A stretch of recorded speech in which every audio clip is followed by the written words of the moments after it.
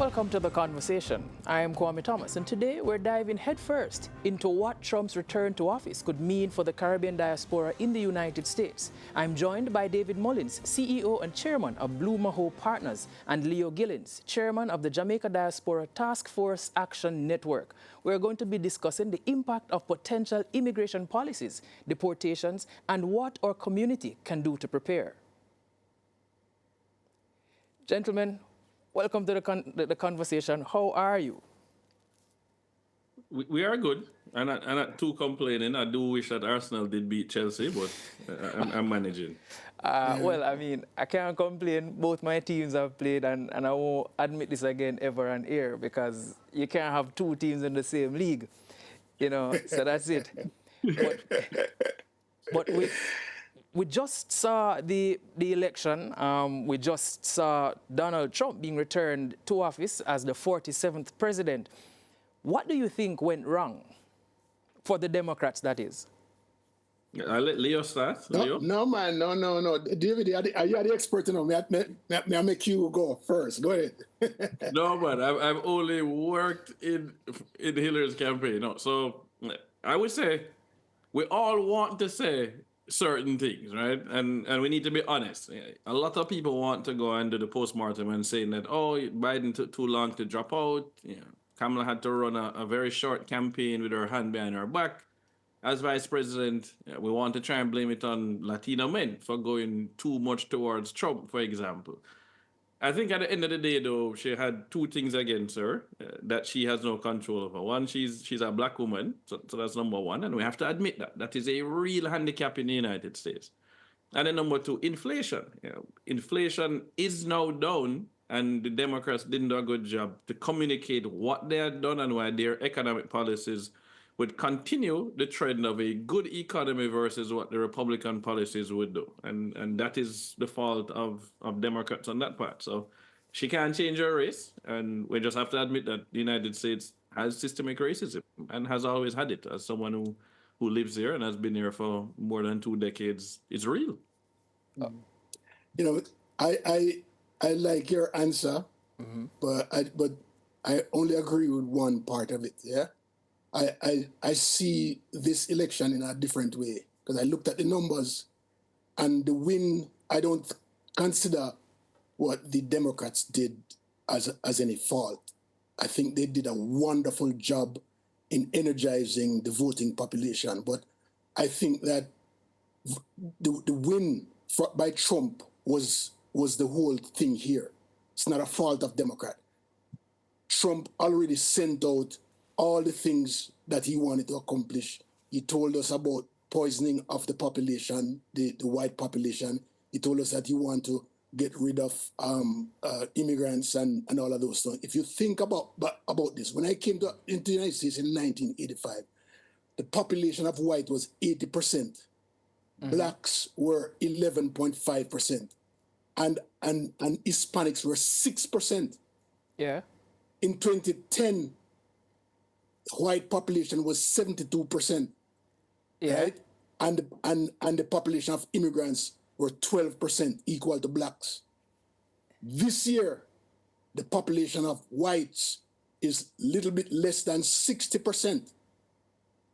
And Hispanics are touching 20% of the population, which means there's a humongous growth of minorities in this country. And when Trump said he wants to get rid of them, he meant that. He meant that because the white population is dropping. And no matter what the Democrats said or did, he connected with white people who gave him all the votes. He said, I don't want any more votes. I have all the votes that I needed. That is 60 to 65% of the voting population, and that's who came. But Leo, how do you then reconcile that with the fact that a lot of Latinos actually voted for him? Because they consider themselves white, right? Some of them consider themselves white and don't consider themselves. But that didn't win them. The minutiae, the small minorities did not win Trump. What won Trump was the big population, the massive population of the white. That's what won him. Not he got some numbers up on in the minority sector. Yes, but they were like 1%, 0.5%, 2%, and those count when over in the overall thing. But if you look at his massive win, is all across the rural population of America, where the big white sector of this population was. They are the ones who put him in office. But then before I get to the real questions though of immigration and so on, then we can argue that it might have been based on the messaging. The Democrats probably weren't doing a good job of messaging, sending the right message, because here we have a population that has clearly increased. All right, the U.S. population, is now closer to 350 million. So it doesn't necessarily mean that you have fewer whites in terms of reproduction and all of that. It just means that you have more persons who are non-white who are now being naturalized citizens in the country. So that 20% is not necessarily indicative of an increase naturally or persons running in. I'm not even sure how to paint that picture. But you see where I'm heading though. So yeah, I can respond. Sorry, Dave. I can respond to that. In a way, the amount of people who voted in 2020 was 159 million people. The amount of people who voted in this election is 139 million. So that's less. Of that amount, more than 10 million were whites. The 20 million difference, more than 10 million were whites. So no matter how much minorities vote in this election, the whites are going to overcome them no matter what. It's just the way it is. Yeah. And he sold that by all the things that he's calling black people, that they're eating this and they're spoiling the population, all of that stuff.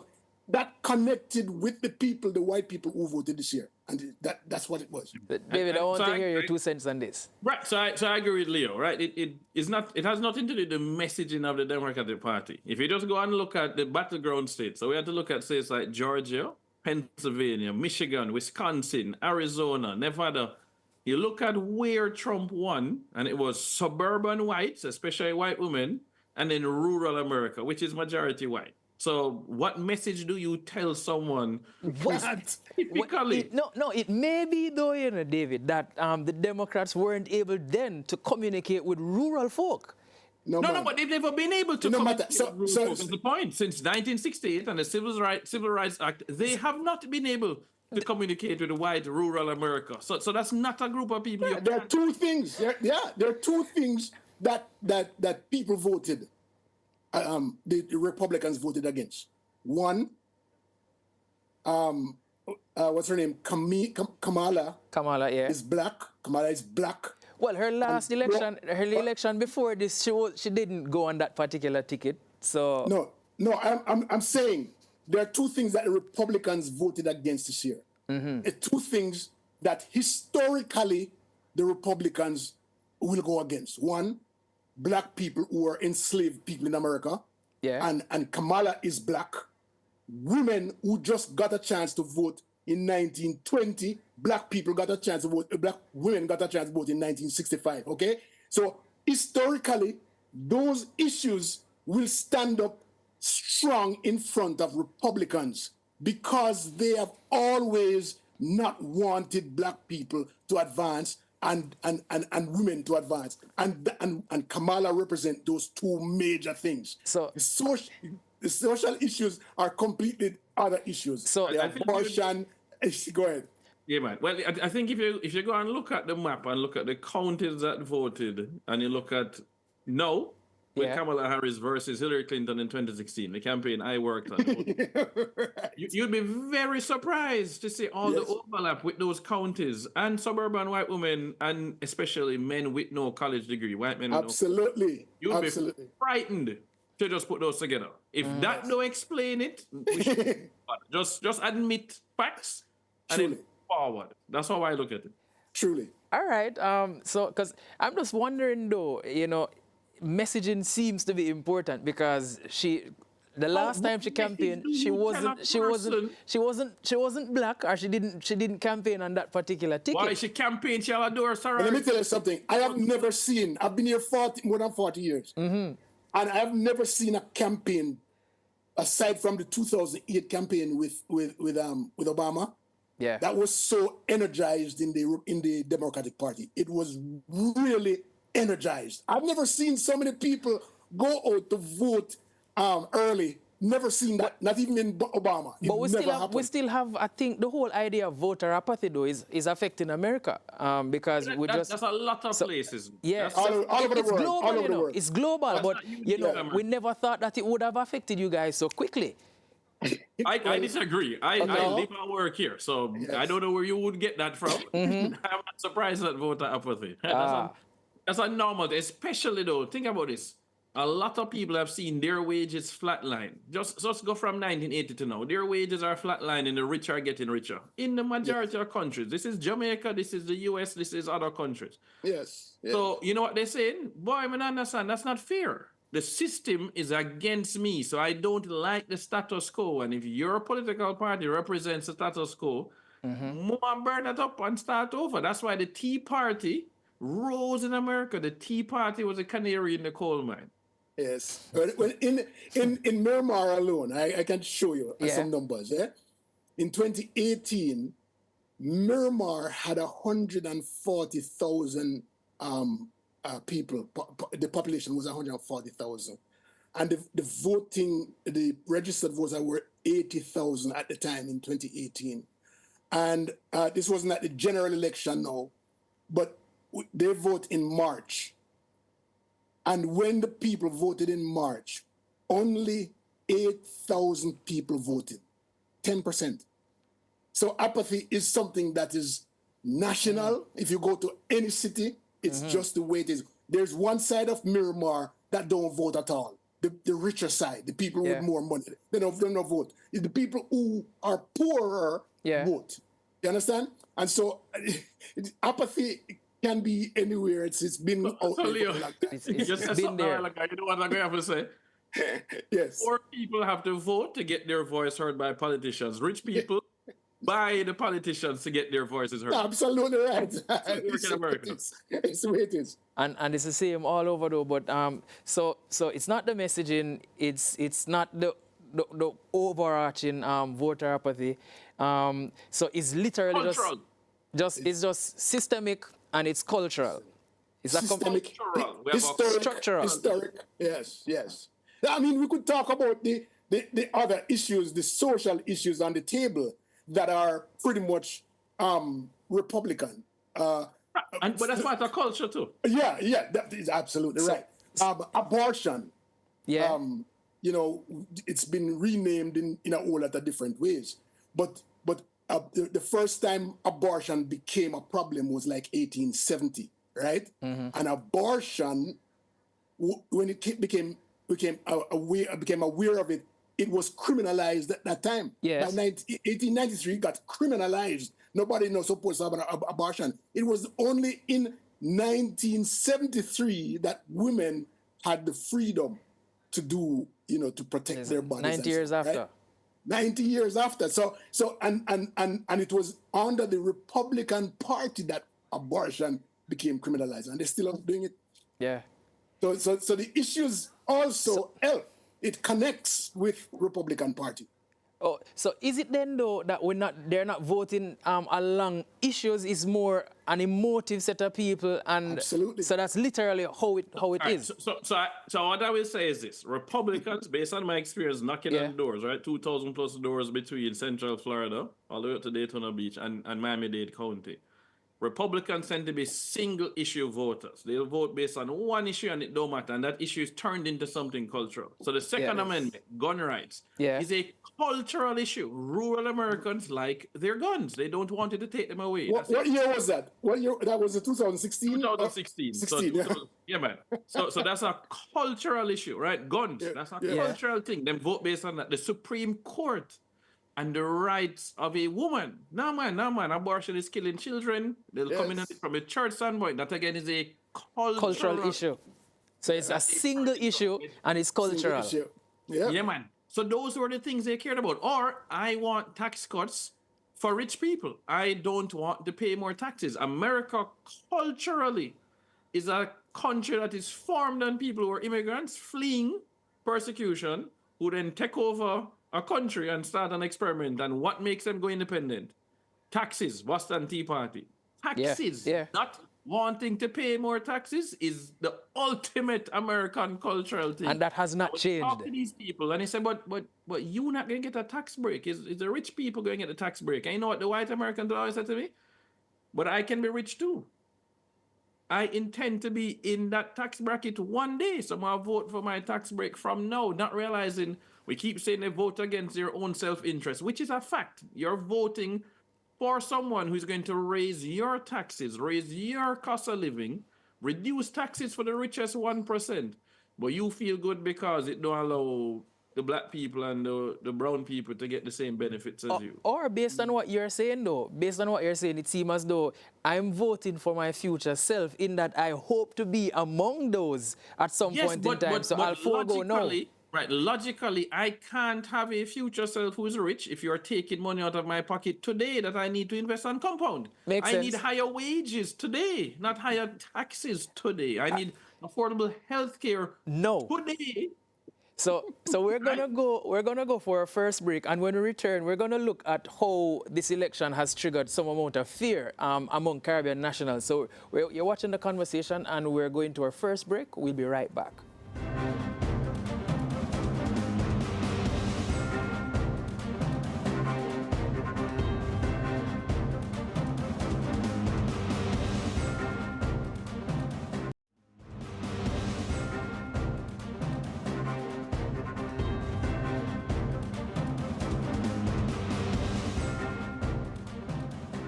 Welcome back to the conversation where I'm speaking with Mr.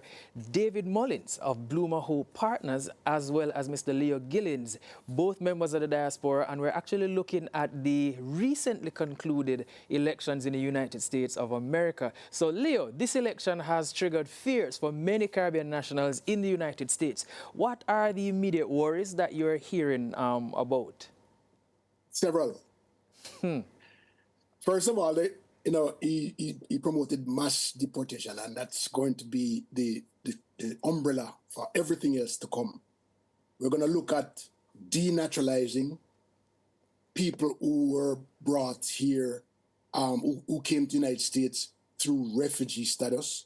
We're going to look at people who visited, have a baby, and go back home, and the baby is a citizen of the United States. So we're talking about birth tourism as well, and denationalization. Yes, and they're talking about if you live here and you are illegal and your child is with you, they are going to need denaturalize the student and send you out of the country. The problem that I see are some serious social problems coming up. One, in his last administration, we saw the development of these ICE facilities where there's people. They call them concentration camps. They compare them to concentration camps. Oh my God! I have visited the one in Miramar, and it was nothing nice. It's a military camp. We're talking about spending billions of dollars to remove people from the country. I don't know how easy that is going to be, but I'm sure that the president is going to write an executive order to put this into force. I don't know that he's going to try to go to the Senate or to Congress to get this passed. He's going to just. So when compared to 2016, when he would have first taken office, how does the mood today compares? How does it look? Either of you can look at those. I see both of you shaking your heads, so I'm interested to hear, though. There's a lot of fear going on right now. I saw an article yesterday from Canada. Canada is on high alert for Americans who want to come across the border, right? Because they say they know that people are going to be running away from America, and Canada is going to be the closest place for them to go. But among Jamaicans, I really see a problem because I know of a few people who have come to the United States, birthed their children, and taken them back to Jamaica. I've seen that a lot. I know of situations where people are not here legally and they have children those things are going to be very, very uncomfortable. And I remember when I came here back in 1985, 84, and immigration had a van that would pick you up, go to different sites and and pick you up. And there was a restaurant in California where I don't want to call the name of the restaurant, but I just missed being picked up one day. They picked up about 17 or 18 guys, and they had to release a couple of them, but they deported 15 of them. So that's what's going to happen. We're going to see the immigration ban coming back into play. But David, I realize that Leo is speaking in absolute terms. Are you of the same opinion that what he's saying is actually what is going to happen, though?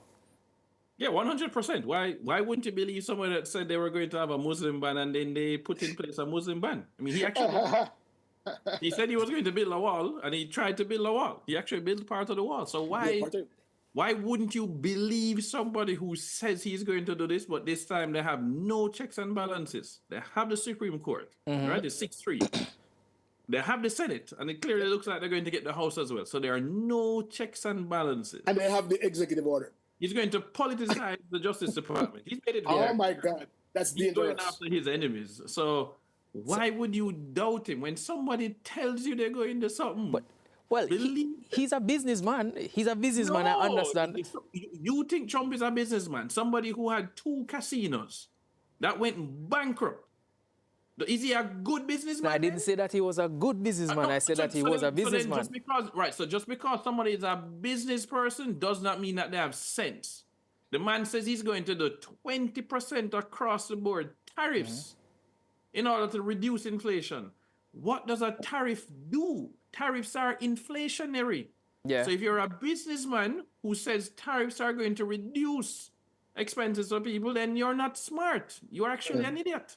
And that's why the majority of economists said that makes no sense. You claim that you want to reduce debt and you're going to massively increase the deficit. That's not fiscally responsible. So outside of that, though, what more do you think is at stake for Caribbean business owners and families that are in the U.S. now? Yeah, add a little bit more. So let's walk through what is really at stake from a business standpoint. So think about this. He's going to cut foreign aid. Let's start with that. Well, that means USAID money going into Jamaica is a problem. So that's number one. You're cutting foreign aid. Number two, you put in tariffs, which are going to increase the cost of living, which means that there's less money for the diaspora to be able to send back to Jamaica. When the cost of living goes up, it means that your tourists have fewer dollars to spend on vacation. So tourism travel will then go down and they'll spend less money in coming to countries like Jamaica. But on top of that, they don't really like immigrants. They've made it clear. In fact, they want to ship more of them out than in. So that's an increased population for Jamaica. I hope Jamaica can manage it. But lastly, I think we have this thing called a farm work program. Yes. Jamaican farmers to come work in the United States. We send all these hotel workers in Jamaica to come to the United States.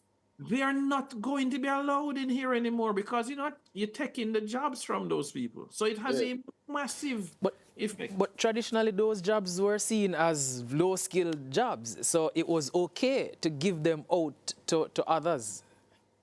Okay, that has stopped them from saying they're going to deport the people? I see, though, the weaponization of policing as a big problem for us. Because is that a Democrat issue, though? Or is that a Republican issue, a Democrat issue, or an American issue? It's the government.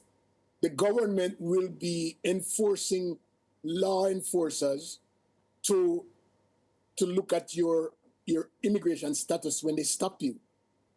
And when they stop you, they're going to ask you for your driver's license and your papers, your driver's license and your papers. If you have an accent, if you look black, if you sound like Jamaican, they're going to ask you, where is your passport? Where is your green card? And if you don't have it, they're going to pick you up. They have the right to pick you up.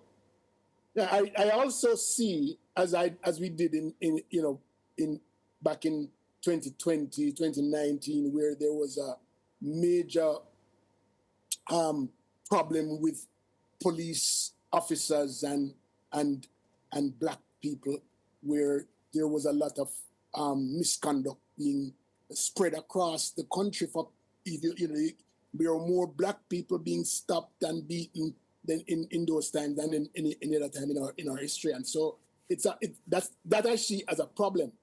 Because a lot of us, when we're on the street, if we don't speak as clearly to a police officer when they ask a question, that's a knock against them.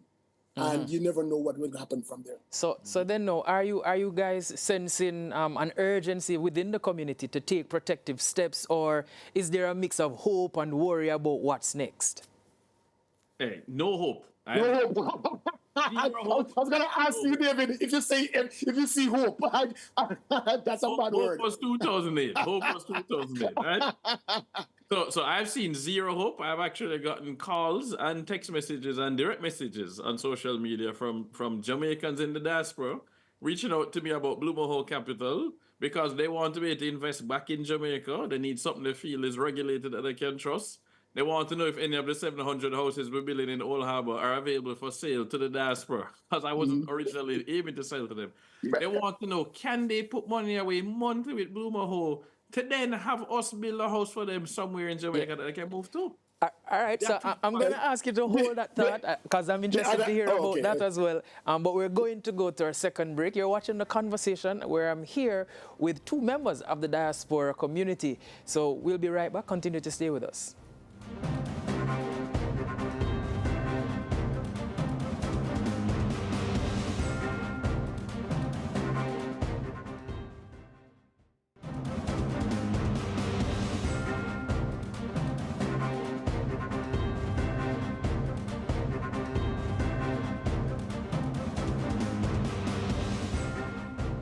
Welcome back to The Conversation. Just before the break, gentlemen, I wanted to find out how are the concerns playing out across the different Caribbean communities, or different members of the diaspora, whether it's the Jamaicans, the Haitians, the Trinidadians, the Bajans. What are the concerns? Are the fears unique? Are there specific challenges among each group, or is just one wholesale thing? I think that the fact that we are black from the Caribbean is just it's just one big seal. But you asked a question earlier about how is it going to, how do we see the diaspora helping the people who are going to be disadvantaged? And we have a lot of diaspora groups out here, a lot. Yeah. And they're all, sometimes they can be grouped in health or in education, but there are hardly any groups that are out there that are helping individuals because they can't read, because they don't know how to handle their finances, because they don't know how to help their families and so forth.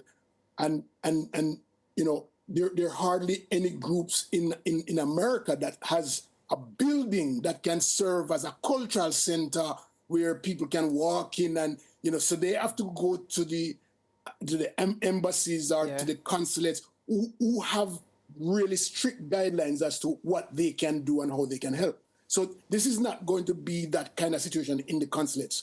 But we need to have, like in Canada, there's a building called the Jamaica Canadian Association. They own a building and they have space where people can come in, sit down and talk. If you're aged and you need help with this or you need help with that. This is what we're going to need for the next administration. We're going to need people who can offer some services that can guide people along this journey, because this is going to be a completely different journey. November 6th was a different day from November 5th in this country, completely. And so we're gonna require a lot from our more knowledgeable diaspora members who can set things in order in preparation to helping our Jamaicans, and not Jamaicans, but the Haitians and Bajans, because I saw where Barbados and Guyana and Trinidad are getting their diaspora ready, and I think it's really great what Jamaica has done over the years. But we need people now to start helping other people who are here and who need the help I think to guide I them think I succeed. think someone who comes to mind immediately, as far as the diaspora is concerned, would be Erwin Clare. He does that kind of work, or is involved. So what you're sounding to be saying though is that there are gonna be regional implications, and so there's a need for strong coalescing around the issues for us. But then what does that say about our diplomatic ties then? The policies Trump's policies obviously will go beyond borders. How could his approach to immigration strain or strengthen the ties between the US and the Caribbean, and what's the potential fallout, if any, if our countries remain silent on the issue? So, all right, so we have to be just straightforward, real politics. The JLP is aligned with Republicans. PNP is aligned with Democrats. Yeah, Prime Minister Andrew Holness visited Trump at Mar-a-Lago. So if he wins the next election, which is constitutionally due within another 12 months, Yes. you have no issue there diplomatically. Obviously, the current ambassador for the USA to Jamaica is going to get recalled because Trump is going to get to appoint new ambassadors. So that's going to change some stuff on the local side. Yeah. But if Andrew Holness is still prime minister, then the JLP and Trump clearly get along. They have done their bidding when it came to Venezuela and the whole Petro-Carib issue as well. So that doesn't change anything. The PNP does win. Now you're going to have some pushback. Obviously, when we look at somebody like Barbados and Prime Minister Motley, who is like the prime minister of the region, Yeah. he's like how Michael Manley used to be, right? Leader of the non-aligned movement kind of thing. He's like, well, I'm here to pick favorites. Climate change is a problem, and Let's you guys deal with it. Yeah. and you behave like, say, nah, go on. It matters. The other Caribbean islands are not like Jamaica. It's nothing like Jamaica when it comes to dealing with the issues of the day that matter the most to them. And they're going to stand up and say, climate change is our number one threat. And you're not taking it serious. America, we need to do something about it. And they will stand in the UN and call them out to their faces. Prime Minister Myanmar, they will stand up and say, hey, what is going on in Gaza is not right. She will see it. And she has no problem saying that. But Barbados is a richer country. And so they don't have a coat out to Jamaica. So, and we already know what he feels about Haiti, and we know what he feels about Puerto Rico. Yeah. So what's the best approach though? What's the best approach for us as a region? Do we come together and make our voice stronger, or do we work in our own pockets? Well, I heard Newsom over in California said he has a plan. And he already started from before that he is going to pretty much go up against the Trump administration. I think that CARICOM has a big part to play in I better not say too much there, but I think that us coming together, Barbados, Trinidad, Jamaica, that coming together will hold some water, because if we do it independently against a Trump, because I remember, I forgot the name of the ambassador who Trump had in Jamaica back in 2019. And I thought that he was crossing the line so much in some of the things that he said and wanted to do, and talking about this person and that's not an ambassador. No, that to me, that he was not diplomatic at all. And so if we have some more of those type of people in the Caribbean, we're going to have a big problem, because they're going to get into our political system that's not going to be cool at all. So that's what I see. So what I would say, you're trying to talk about regionalism, which has been dead. Let's just it has. Let's just start with that. 1 from 10, leave not. And it's been that way since 1962, January 58. Well, Jamaica now, it's only one political party in Jamaica cares about regional things. Only one party, and they're not in power. Right? Caribbean Court of Justice. Yes. And we have a party that would rather have a privy council. So you're not going to get regionalism with Jamaica. Hard. Jamaica love to stand by itself, thinks it's bigger than everybody else. So the rest of CARICOM states are going to be forming their thing and continue. They have spoken with one voice, right? They didn't go to Mar-a-Lago. So we have to keep that in mind. But the Caribbean alone is not enough. You have to have the global south. It's not even just the Organization of American States, the OAS. That is not enough. You need the entire global south. So that means we need Africa. You need the Pacific countries to stand up and say, yo, We not take that no more. And by the way, China will not going to let you come and bully us and just replace America. We have to have essentially a non-aligned movement, which is what Michael Manley had supported and promoted. That is why Jamaica was able to stand up to South Africa as the first country and say, we don't support the apartheid thing, we now go trade with you. Jamaica. Here's why I like what David is saying. I love what David is saying, right? The Department of Justice is pretty much an independent organization inside the government. Yeah. They don't care which government is in play. They will prosecute the hell out of you. They're looking at justice, full stop. They are, right? And that's the way they are. And so Trump made a move about, prosecuting people using the police and the FBI and the justice system to go after people. And the Justice Department said, no, we ain't going to do anything like that. But I am waiting now for Trump's response to that because he is Mr. Big Guy. So we will see what happens when that playfield thing start coming to fruition. I love what you're saying, David. That's pretty much true. We have to be a bigger region, not just the Caribbean region, not just the OAS. It has to be a lot of different countries come together. And to me, what Trump is doing is separating America from the rest of the world.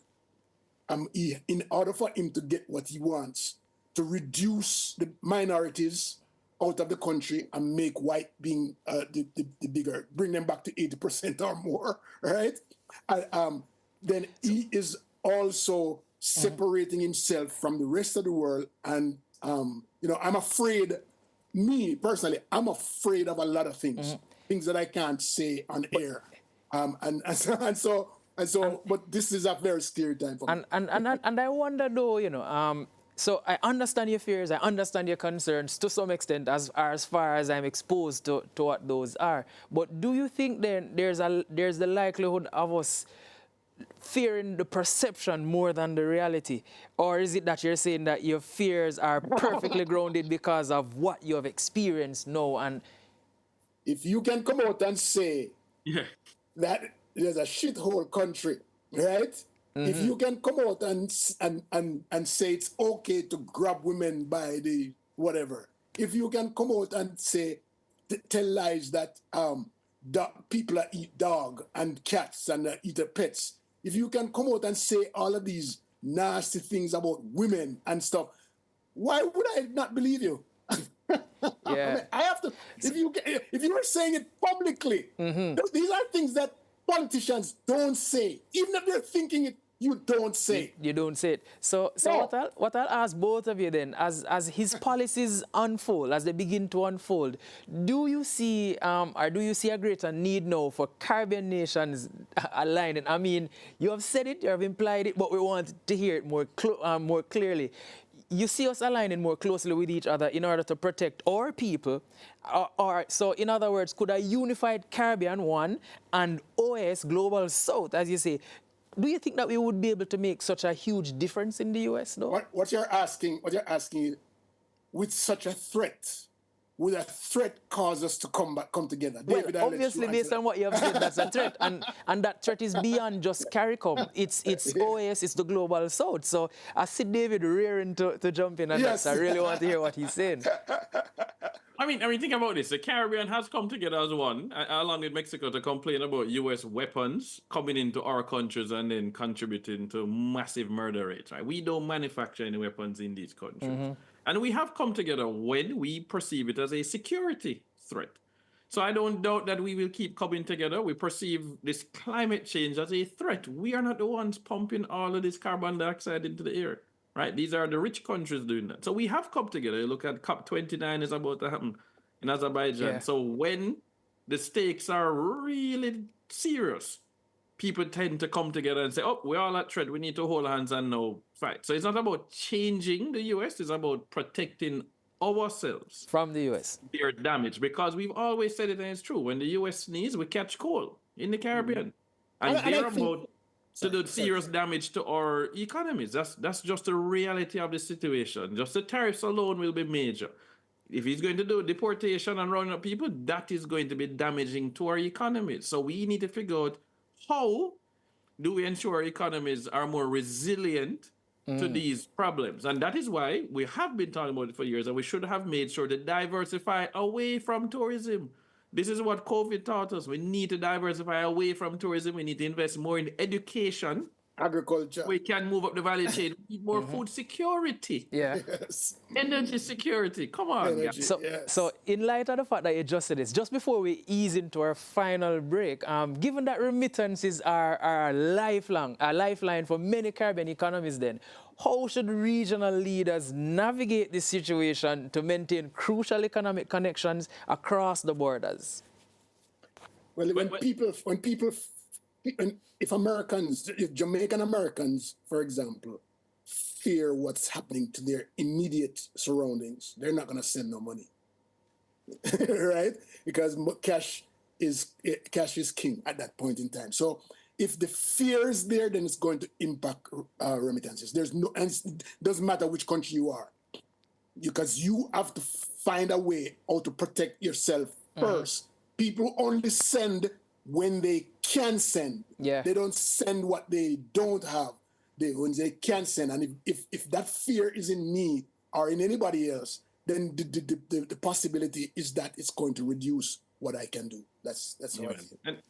And we have to look at the actual numbers, right? So we had COVID, we had inflation, cost of living went up, remittances went down. Remittances have not yet rebounded to where they used to be. Remittances to Jamaica have not rebounded to where they used to be. So we're already below where we have been. We're not back at that high. You're going to raise cost of living. So add fear to that, yeah, man, remittances are going to go down. But you said something that's interesting. You said that Caribbean countries, a lot of Caribbean countries are highly dependent on remittances. Is that really true? Or is that something that is very Jamaican? Yeah, I thought it was purely Jamaican and African. I don't think it's purely Jamaican, but, So remittances, so Cayman not dependent on remittances. that's one. Barbados is not dependent on remittances. Trinidad and Tobago is not Tourism, dependent on... though. Barbados is not dependent on tourism as much as Jamaica. That's a Bahamas thing, and that's mainly cruise shipping. So Bahamas is highly exposed to tourism from a cruise shipping standpoint, which is very U.S. focused. So that's issues for Bahamas there. But that's not remittances that they're dependent on. Yeah, I think Jamaica, the countries that really depend on... You're saying it's primarily Jamaica and Trinidad?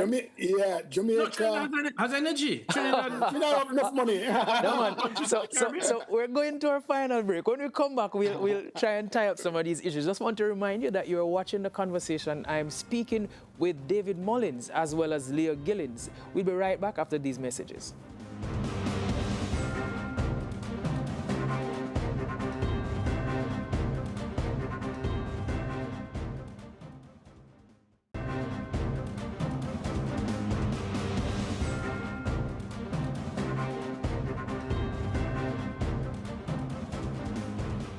Welcome back to the conversation. You're speaking with, well, I am rather speaking with David Mullings from Blue Maho Partners, as well as Mr. Leo Gillings, both members of the diaspora, and we're just giving a fulsome assessment of, well, what we can expect, what are some of the fears, what are some of the anxieties, and how we can navigate around those.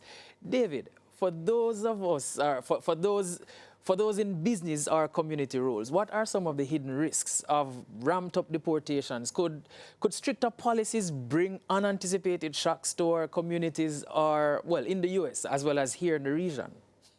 So no, I don't think that there are any hidden risks. They're very easy to understand. If you just do a basic economics course, Econ 101, it tells you what is going to happen. And in fact, we can go back through history and look at this through different countries and what has happened. So it's very straightforward. If you remove a significant population, 10 million, 20 million of workers. These are workers, and you look at the jobs that they're doing.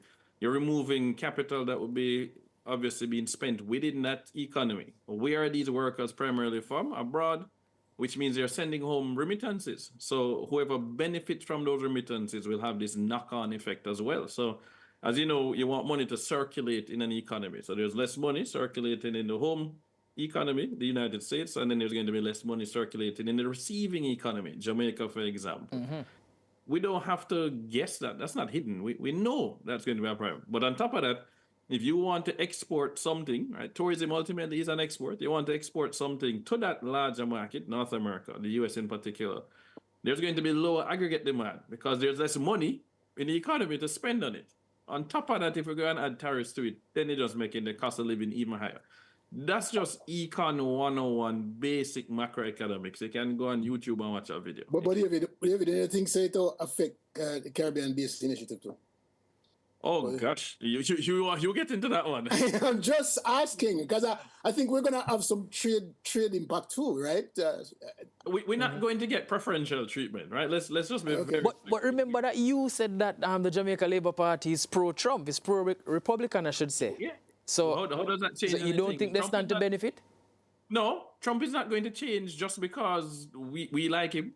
I'm sorry, it's like saying that I like a snake, and so the snake not going to bite me. No, the snake bite me. I mean, the man has policies he's promised to deliver for America. He's America first. It don't matter which party like him. He's America first. He wants to bring jobs back to the US, and he wants to put 20% tariffs across the board. He wants to deport at least 11 million people. But if what you have described is so easy, for example, the YouTube 101, Econ 101, and he's at least, or at best, I'm not sure where to put it, at best a businessman, I should say. We didn't say again that he was a good businessman, so he should be looking along the lines of reducing subsidies and to ensure that he increases the capacity of his people to be able to spend more so that that aggregate demand that you speak about doesn't go down.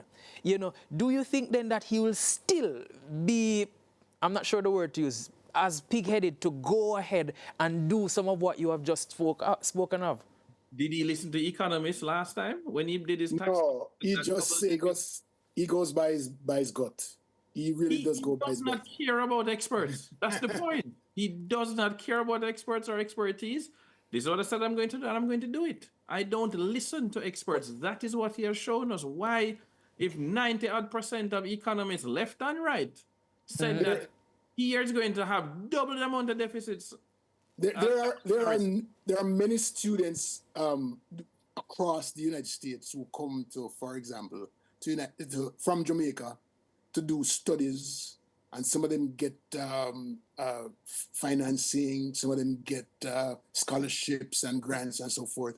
That's gonna go down, because he didn't say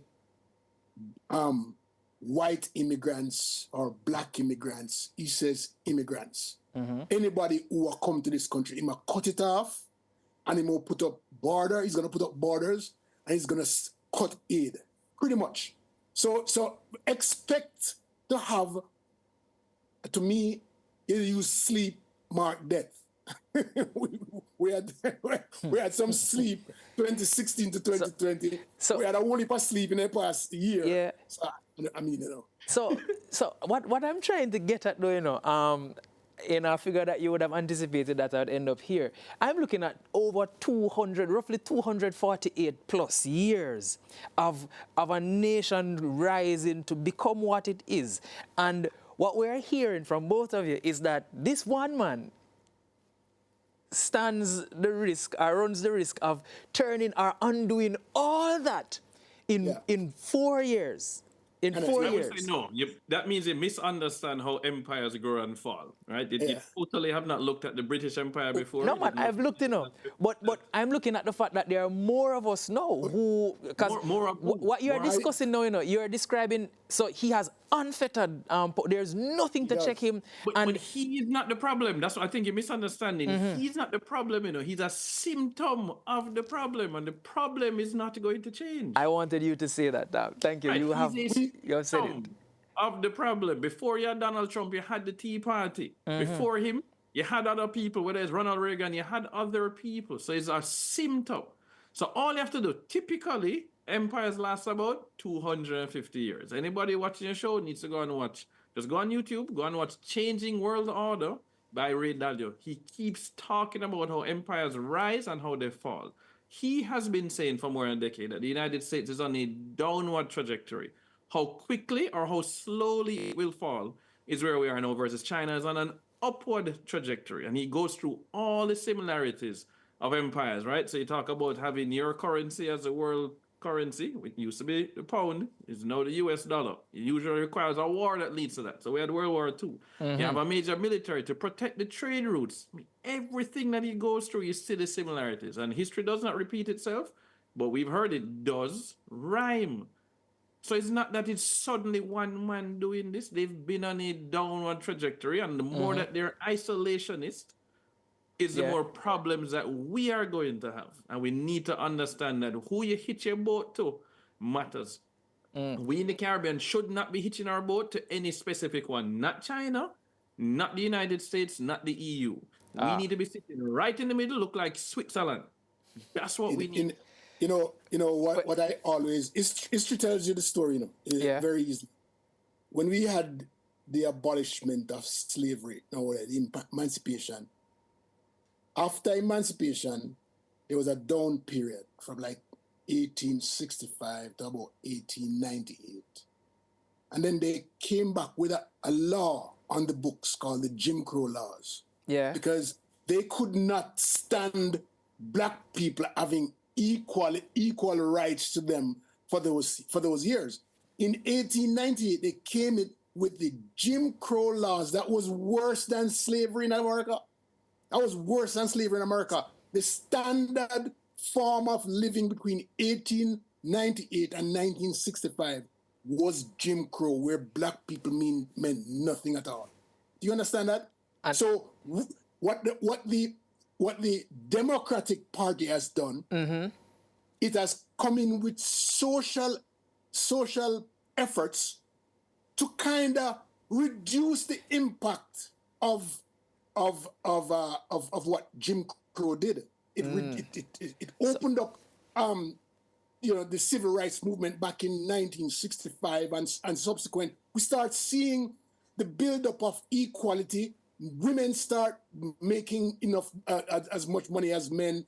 That women's rights, gay or LGBTQ rights. We have all of these rights start coming up, and people start feeling equal.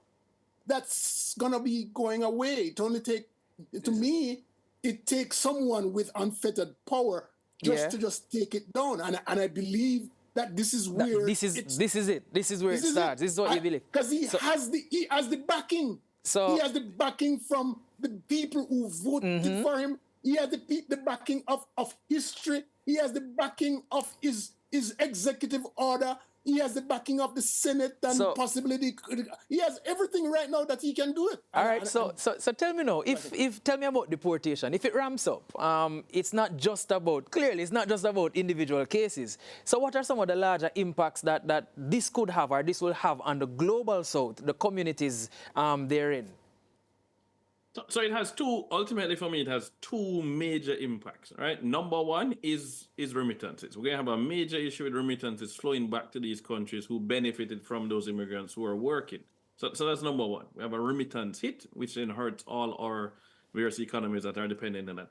Number two, which is actually a positive thing though, is that all those countries will recognize that we can no longer ship our people off and count on them going abroad to make remittance and send that money back. What we now need to do is invest in our people here and ensure that we are not as tied to that economy anymore. We need to diversify our trading partners. And that means we need to sell other things to those trading partners, which is a good thing. It should have been done a long time ago anyway. So this, therefore, is an opportunity for us to pivot. Every crisis is an opportunity. Every crisis is an opportunity. So again, David, you're deeply rooted in the business and advocacy communities. What are some of the resources or networks that again, Global South can rely on in this time of uncertainty, and where can they find immediate, credible, emphasis on credible support? Well, I think, Leo hit the nail on the head. When I visit New York, I'm in New York a lot, obviously. We're taking our company public. So I'm in New York a lot.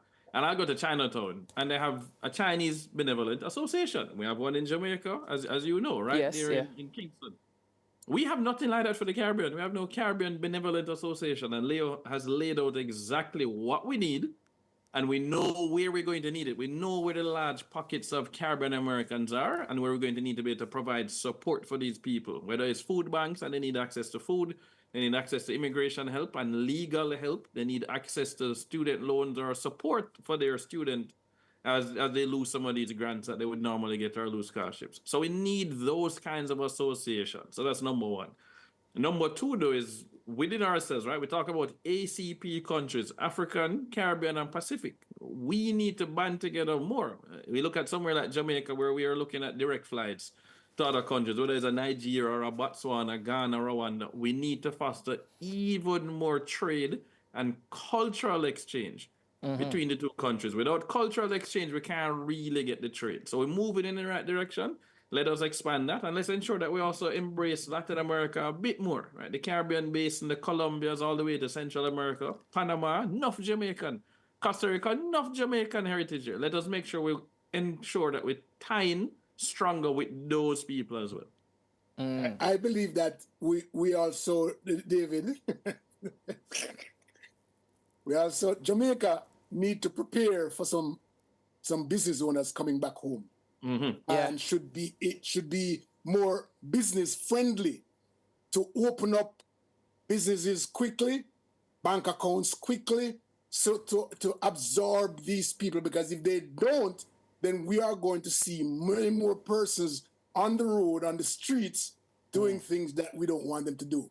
And so I think just like Canada is preparing, Jamaica needs to prepare for a homecoming. Persons coming back home.